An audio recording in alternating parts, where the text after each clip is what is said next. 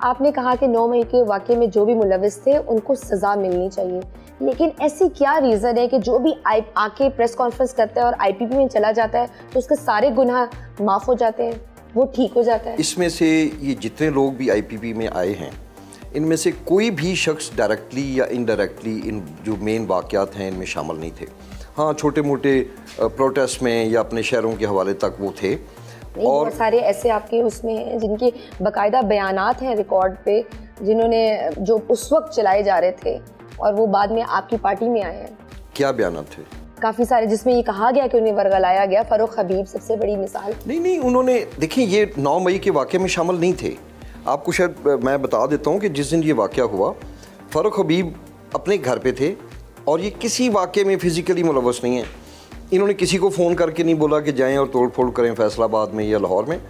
और दूसरी बात ये भी कहा जाता है कि जी जो आ जाते हैं तो उनके सारे गुनाह धुल जाते हैं। आप शायद यही पूछना चाह रही हैं। हम में से जितने लोग भी आए हैं, अगर इनके ऊपर कोई FIRs थी तो वो आज भी उनको फेस कर रहे हैं। किसी की भी FIR ख़त्म नहीं हुई। तो ये बिल्कुल it will be unfair to say हम लोग अपनी ज़मानतें करवा के आज भी दहशतगर्दी की अदालतों में केस भुगत रहे हैं। हाँ, ये ज़रूर है कि चूँकि वो एक बिल्कुल ही एक्सट्रीम की पॉलिटिक्स थी जहाँ दारों के साथ, वहाँ से हम हट के तो दूसरी तरफ आ गए। 2018 में जब आप सबका पार्टी PTI ने इंतखाबी मुहिम चलाई थी तो उन्होंने के मंशूर में एक वाज़ेह बात थी कि हम पुलिस कल्चर को बदलेंगे, पुलिस को गैर सियासी बनाएंगे और उसमें मॉडर्न कल्चर लेकर आएंगे और अपडेट करेंगे काफ़ी चीज़ें। क्या वजह है कि हम पुलिस कल्चर को अभी तक नहीं बदल सके? हाँ, कोई ऐसी सीरियस एफर्ट नहीं हुई। आपकी पार्टी अब IPP, अगर उनको मौका मिलता है पंजाब में, तो वो इस चीज़ को कैसे बदल सकती है? आपने ये जो सारी बातचीत की और पुलिस कल्चर की बात की, पंजाब के तमाम महकमों के इंचार्ज वज़ीर होते हैं। इन्होंने कोई ऐसा, ये शहबाज शरीफ के दौर से शुरू हुआ कि इन्होंने वज़ीर दाखिला ही बनाना बंद कर दिया ताकि ये जो इख्तियारात हैं ये वज़ीर आला अपने पास रखे। अब आप इख्तियारात तो रख लेते हैं, मगर रूटीन की चीज़ों के अलावा कोई किसी महकमे के अंदर कोई रेवोल्यूशन लाना या चेंजेस लाना, वो वज़ीर आला के बस की बात नहीं है। मैं समझता हूँ कि एक डेडिकेटेड होम मिनिस्टर होना चाहिए जो बैठे और इसको एक डिपार्टमेंट की तरह देखे, पुलिस को, इनके अंदर रिफॉर्म्स करें।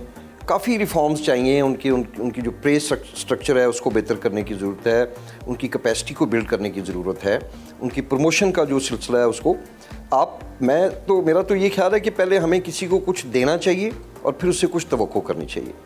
अब 70,000 रुपये लेके एक SHO, उसका 70,000 में गुजारा ही नहीं है। फिर उनके ऊपर से लोग कह देते हैं कि ठीक है जी ये चीज़ें आप खुद मैनेज करें। वो जब वो खुद मैनेज करते हैं तो वो अपने आप को भी साथ मैनेज करना शुरू हो जाते हैं। बहुत सारा इसके अंदर काम करने की ज़रूरत है। आपने कहा था कि अगर इमरान खान कहेंगे तो मैं सियासत भी छोड़ दूँगा, ये वज़ारत क्या चीज़ है? फिर इतनी जल्दी राहें क्यों जुदा कर दें? नहीं, जल्दी नहीं थी। उसके बाद देखें, जब मैं वज़ीर दाखिला से मुझे हटाया गया तो मैं तो उनके साथ खड़ा रहा, आखिरी वक्त तक खड़ा रहा। उसके बाद अच्छे बड़े सफ़ेद पोश लोग थे, मेरे वालिद MN रहे, डंडे पकड़ के चौकीदारों की तरह उनके घर के बाहर बैठे रहे। उधर जाना, आंसू गैस के शेल आ रहे हैं, रोज़ रात को मैसेज आ जाना जी अरेस्ट हो रहे हैं, पहुंच जाएं। हम अपने काम शाम छोड़ के तो ज़मान पार्क के बाहर, जहाँ पे कोई इज़्ज़त, कोई रिस्पेक्ट, टूटी हुई कुर्सियों पे जो है ना लोग बैठे होते थे या बल्कि घास पे बैठे होते थे। तो हमने ये भी किया।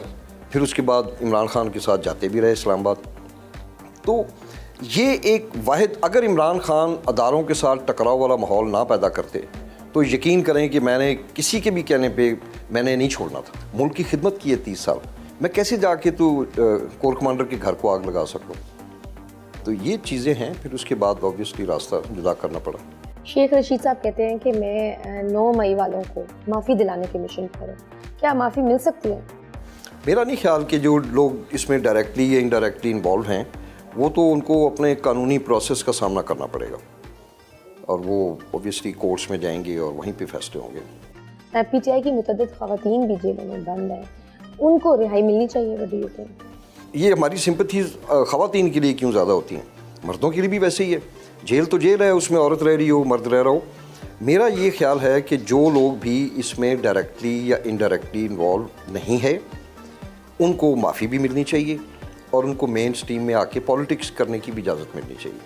मगर अगर आप इन्वॉल्व हैं इंस्टिगेट करने में, लोगों की दिमाग जहन साजी करने में, लोगों को भेजने में, तो उसके लिए तो फिर मैं समझता हूँ फ़िलहाल कोई ऐसी माफ़ी की रिक्वेस्ट मैं तो नहीं करूँगा।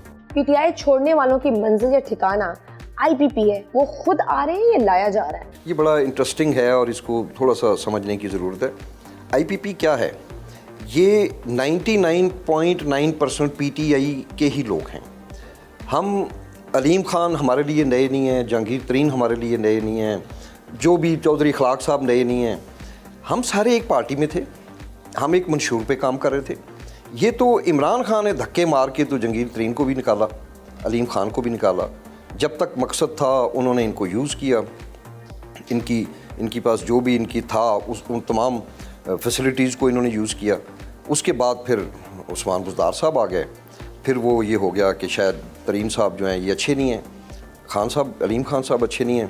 पीटीआई छोड़ के कोई भी शख्स मैंने नहीं देखा अभी तक कोई नून लीग में या पीपल्स पार्टी में गया हो। हम इधर बड़े कंफर्टेबल महसूस करते जहांगीर तरीन और नवाज शरीफ दोनों ताहियात ना अहल हैं। कुछ लोग एक्शन एक्ट की भी बात करते हैं। व्हाट डू यू थिंक कि जहांगीर तरीन का इंतखाबी सियासत में कितना क्या कोई रोल आपको नज़र आ रहा है, या वो एज ए मेंटोर ही आईपीपी को लीड करेंगे? अगर नवाज शरीफ साहब को इजाज़त मिल रही है तो मैं समझता हूँ कि उनसे बड़े गुनाहगार तो तरीन साहब नहीं थे, इनको भी मिलनी चाहिए और मेरा ख्याल है मिलेगी। तो इसलिए वी आर वेरी होपफुल कि हमारे इंशाल्लाह वज़ीर-ए-आज़म के कैंडिडेट जहांगीर तरीन साहब ही होंगे।